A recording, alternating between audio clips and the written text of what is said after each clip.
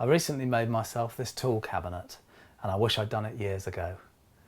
It's made from olive ash with a lovely rippled walnut panel. It shares some design similarities with the Studley cabinet. It's got twin panel doors, it's dovetailed at the corners and it's mounted on the wall with a French cleat system. It does, however, have quite a few differences from the Studley cabinet. First and foremost, as you can see inside here, although everything's fitted, everything is easy and close to hand.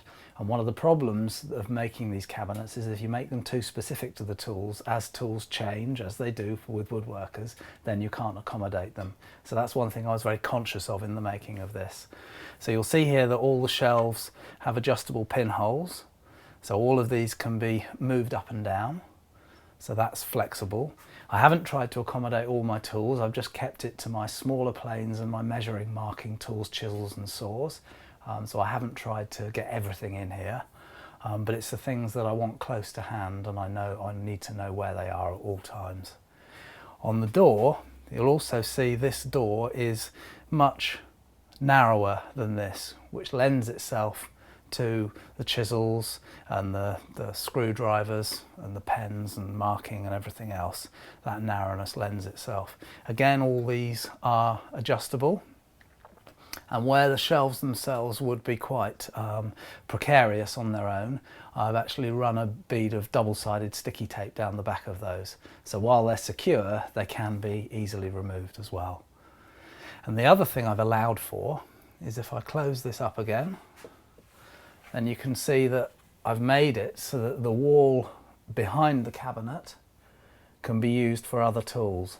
And so that this opens right out and it doesn't take up all that wall space. And when your workshop's as compact as mine, you need all the space you can get. I'd like to show you the French cleat hanging system. And this involves two pieces of plywood which have been cut with a 45-degree angle on here. This is screwed to the carcass because this carcass moves in that direction, and this is very securely screwed onto the wall as well. And the idea of it is that that 45 degrees meets that 45 degrees, and as long as the fixings stay firm, the heavier it is, the tighter the whole thing's pulled against the wall. And I'll show you how it fits on now.